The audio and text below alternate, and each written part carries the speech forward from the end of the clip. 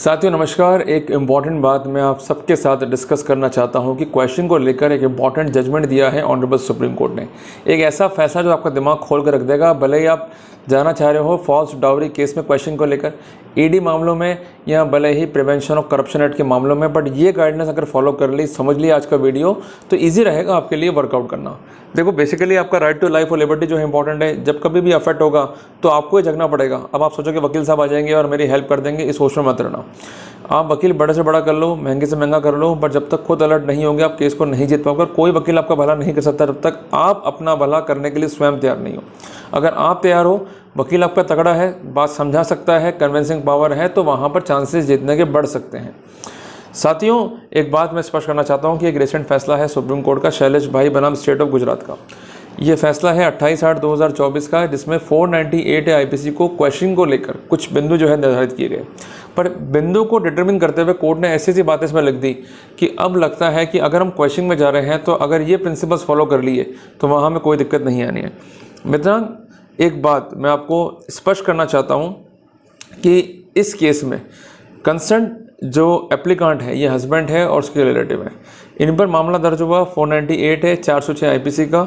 ये लोग क्वेश्चन के लिए गए पर हाईकोर्ट ने क्वेश्चन को रिजेक्ट कर दिया। उनका कहना यह था कि चूंकि चार्जशीट आ गई है, मटेरियल फाइल पर है, सेक्शन 173 सब क्लॉज 2 सीआरपीसी की लाइट में अब आप ट्रायल फेस करो। इनका कहना यह था कि हमारे केस में 4 महत्वपूर्ण बिंदुओं को कोर्ट ने देखा ही नहीं। सबसे पहली बात, म्यूचुअल डिवोर्स हो चुका है। जो वो लड़की है वो रीमैरी हो चुकी है, वो बच्चा जो है अपने नए पति से प्राप्त कर चुकी है, और इसके अलावा उसको नोटिस दिया गया पर वो कोर्ट में अपीयर नहीं हुई टू कॉन्टेस्ट द पिटिशन। तो ऐसी स्थिति में जब पिटिशन ही अनकंटेस्टेड है तो वहाँ पर इस तरह के बेनिफिट्स मिलने चाहिए in light of the foundation facts.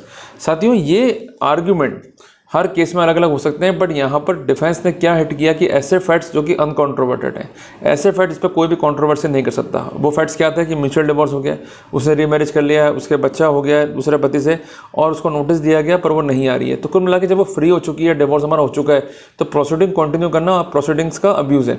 अब यही चीज़ अप्लाई कर दो आप प्रिवेंशन ऑफ करप्शन एक्ट में कि डिमांड नहीं है साहब, कि एक्सेप्टेंस नहीं है, मुझसे रिकवरी नहीं है, बट केवल एक व्यक्ति ने नाम ले दिया मेरा, जिसको हम कहते हैं कन्फेशनल स्टेटमेंट, इससे मुझे मुलजिम बना दिया।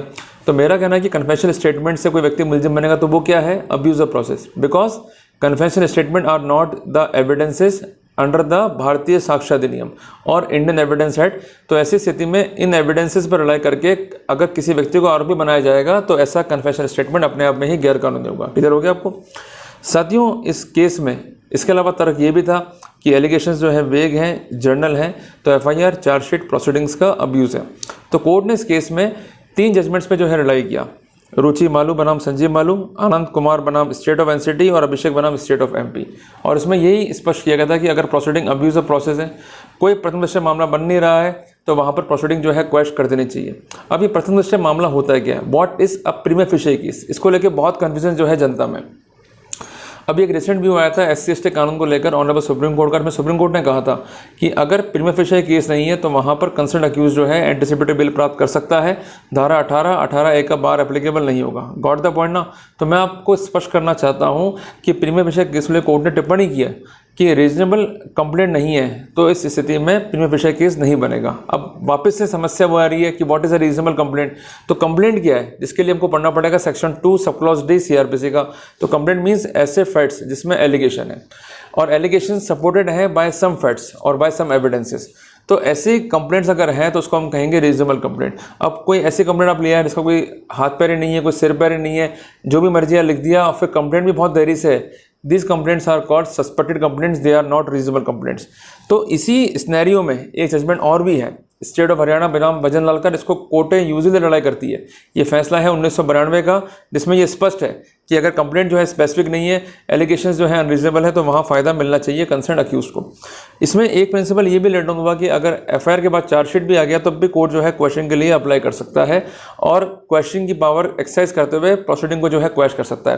पर आगे बढ़ने से पहले हमको एक बात समझनी होगी कि the proceedings in the nature of questioning are the special power of the high court. यह पावर रूटीन में एक्सरसाइज नहीं करनी चाहिए, ये पावर जो है एक्सरसाइज करनी चाहिए sparingly to prevent the abuse of process of law. But ये बातें बहुत बड़ी बड़ी लिख दी है कोर्ट ने, बट सामान्य भाषा में अर्थ किया है कि जो भी फैक्ट्स प्रोसिक्यूशन बता रहा है, अगर एलिगेशन जनरल है, वेग है, सपोर्टेड बाय एविडेंस नहीं है, तो ऐसी स्थिति में ये नहीं मान सकता कि कंप्लेंट जो है वो रीजनेबल है। क्योंकि जब भी कोई कंप्लेंट होगी तो कुछ ना कुछ बेसिस जो है फाइल पे होना चाहिए। अगर कॉरोबोरेशन नहीं है तो उस स्थिति में हम फाइल को इनिशियल स्टेज पर रिजेक्ट कर सकते हैं। अब साथियों, महत्वपूर्ण बात यह कि ये जो फैसला है हमें सिखाता है 10 महत्वपूर्ण बातें। वो क्या क्या है? सबसे पहली बात कि जब भी एफआईआर दर्ज हो, क्वेश्चन के लिए एकदम मत भागो, वेट करो, पहले एफआईआर को पढ़ो, एलिगेशंस क्या है, हमारा रोल क्या है, उसको आइडेंटिफाई करो। नंबर 2, एक प्रॉपर ज्ञापन तैयार करो। ये इसलिए मैं कह रहा हूँ कि अगर आप एफआईआर की क्वेश्चन में जाओगे, क्वेश्चन नहीं मिला तो कोर्ट कम से कम ऑर्डर कर देगा फेयर इन्वेस्टिगेशन का। नंबर 3, अगर ऑर्डर हो गया है फेयर इन्वेस्टिगेशन का, उसके बाद भी पुलिस फेयर इन्वेस्टिगेशन नहीं कर रही है, तो again you may move to question, क्योंकि ऐसे मामले दर्ज हुए हैं इवन हाई कोर्ट में कि सेकंड क्वेश्चन भी परमिसेबल है कि अगर उसके साथ जो है जास्ती हुई है और जो ग्राउंड्स बताए गए थे इन्वेस्टिगेशन के उन पॉइंट्स पे जो है इन्वेस्टिगेशन नहीं हुआ है। चौथी बात, जो केस लेके आ रहा है प्रोसिक्यूशन, उसमें एलिगेशंस का लेवल क्या है, उसकी क्वालिटी क्या है। पांचवी बात क्या है कि आप जब भी ज्ञापन को रेडी कर रहे हैं तो प्रॉपर पॉइंट्स को स्क्रूटनाइज कीजिए कि फैक्ट्स क्या है, फॉल्सिफिकेशन क्या है और रियल स्थिति क्या है, और आपके जो जो ग्राउंड्स है उसको सपोर्ट करो। घबराओ मत। आपको डर लगता है कि आपका डिफेंस खुल जाएगा, इसमें डिफेंस नहीं खुलता है।